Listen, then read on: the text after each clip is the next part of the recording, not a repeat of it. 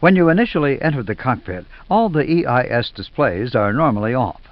The displays require AC electrical power to operate, so unless either the APU or a ground electrical supply are available, the displays will not operate. We will connect a ground electrical supply for you. Normally, the ECAM screens are switched on in the order of upper, then lower. For training purposes, let's switch them on in reverse order to see what happens. Switch on the lower ECAM display.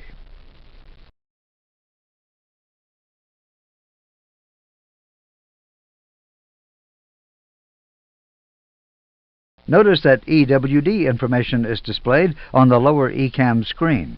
This occurs because it has priority. Therefore, if there is only one ECAM screen available, the engine warning display information will be displayed. Now, switch on the upper ECAM display to see what happens.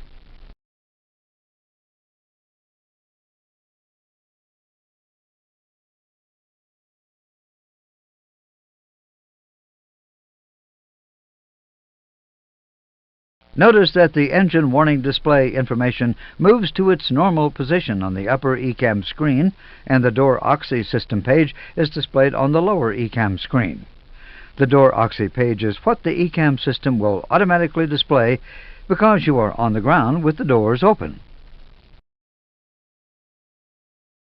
The memo area of the engine warning display has a message telling you that refueling is taking place. We will now start the APU. When the APU master switch is pushed on, the APU ECAM page automatically appears. Next, the start switch is pushed, and the APU begins its automatic start cycle. Note that there is no light on the ECAM control panel APU push button because the APU page has been automatically called as part of a normal sequence. The APU is now running as evidenced by the avail light on the APU start push button. Shortly after the APU start is complete, the ECAM door oxy page is automatically recalled.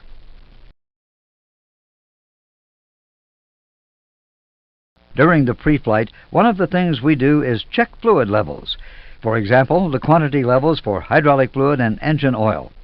The required system pages are manually called by pressing the associated key on the ECAM control panel. Let's call the ECAM hydraulic system page.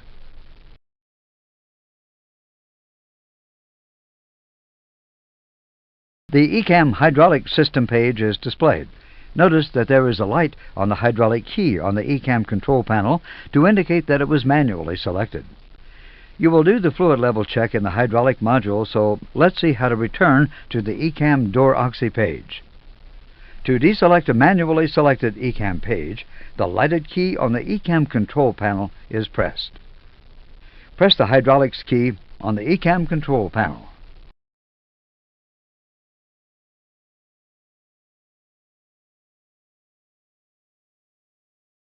The ECAM door oxy page is displayed, and there are no lights on the ECAM control panel. Remember the lights out philosophy.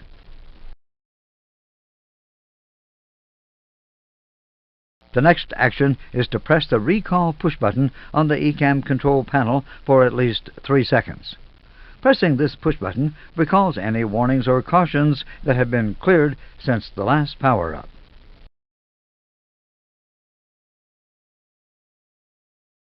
Since we are starting the aircraft from cold, a normal memo will be seen on the engine warning display because there is nothing to recall. If we were on a turnaround, the display would recall any warnings or cautions that had occurred on the previous flight. In this example, a canceled caution concerning the digital flight data recorder has been recalled. You will see how a caution is canceled in the Abnormal Operation module. At this point, the passengers have boarded, the doors have been closed, and the slides armed. On the ECAM door oxy page, observe that there are no amber indications and that there are 6 white slide indications. When the ground personnel attach a tow bar to the aircraft, they disconnect part of the nose wheel steering system. The ECAM system will detect this and provide a green memo indication, nose wheel steering disconnect. Let's start the engines.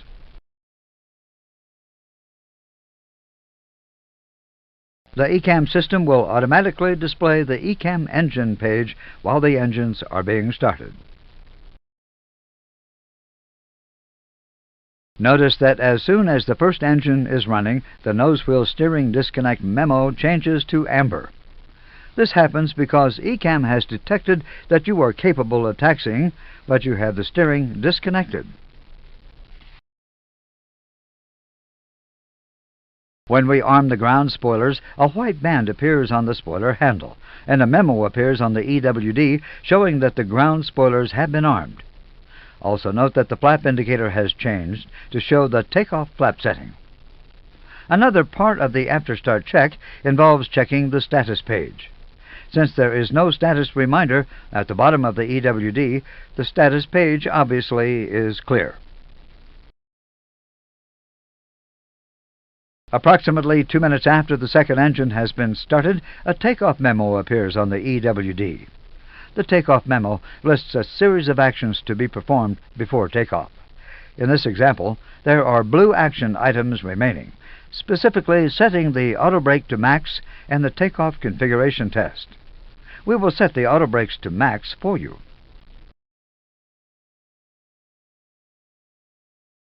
The blue action item has changed to green. Auto brakes have been armed to max. The final item requires testing the takeoff configuration. This is done by pressing the takeoff configuration key on the ECAM control panel. Select the takeoff configuration key.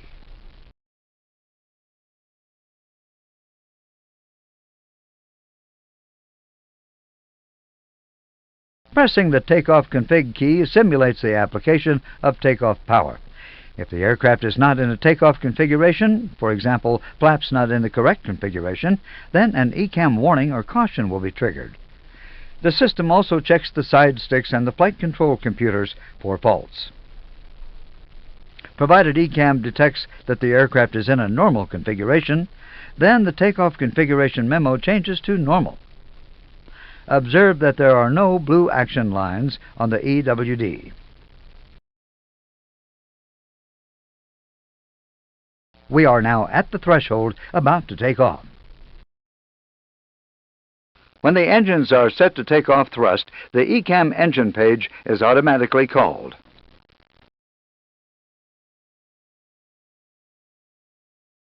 On the engine warning display, notice that the takeoff memo is replaced by normal memos. A magenta takeoff inhibit message has appeared. The takeoff inhibit message is advising you that some warnings and cautions have been inhibited during the takeoff phase.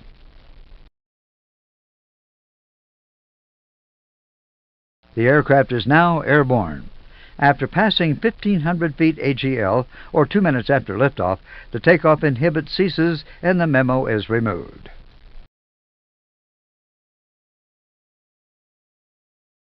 When the flaps are fully retracted, the ECAM engine page is automatically replaced by the cruise page.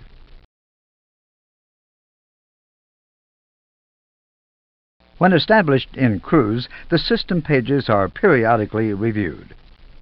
Call the ECAM engine page.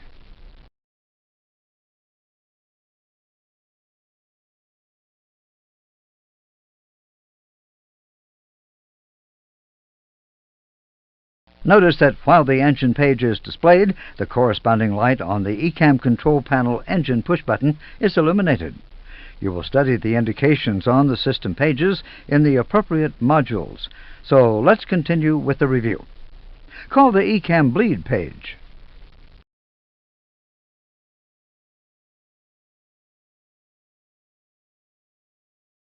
The ECAM pressure page.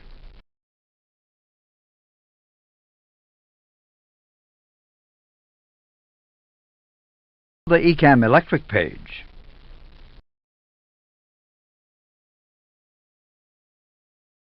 The ECAM hydraulic page. The ECAM Fuel page. The ECAM APU page. Notice that there are amber indications on the APU page. Because the APU is shut down, these are acceptable for this stage of flight. Call the ECAM Conditioning page.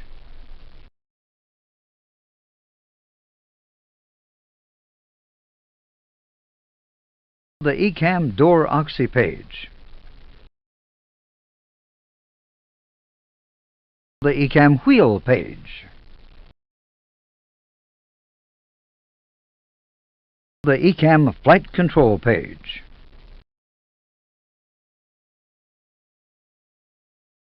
After reviewing the Flight Control page, the Cruise page can be recalled. Notice that there is no push button to select the Cruise page. You have to deselect the manually selected page. Recall the ECAM Cruise page.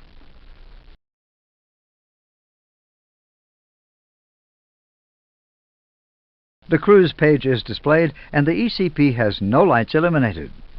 As an alternative to selecting the individual system keys, the All key can be used to sequence through the system pages. You will do this in the ECAM Abnormal Operation module. We will now establish a descent for landing at our destination. As part of the approach checks, the status page is checked. Since there is no status reminder on the EWD, the status page is normal. The aircraft is lined up on final approach. As the landing gear is extended, the ECAM system will automatically display the wheel page. The wheel page is displayed to provide information useful for the landing, for example, brake temperatures and spoiler deployment.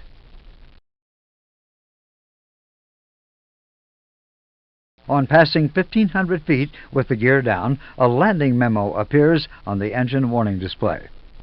On modified A320s and on all A319s, the landing memo appears at 2,000 feet. Note the blue action item reminding you to arm the spoilers. We will arm them for you.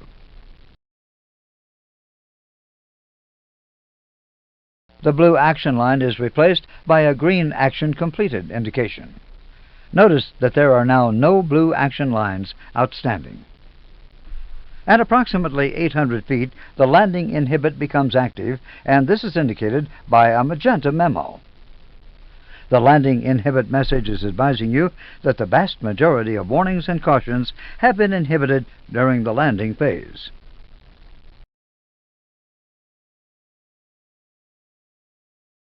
At engine shutdown, the ECAM Door Oxy page is automatically recalled so that you can check slide disarming. Notice the pulsing status message on the EWD. This is telling you that there is a maintenance-related message on the status page that you have not seen. Call the status page.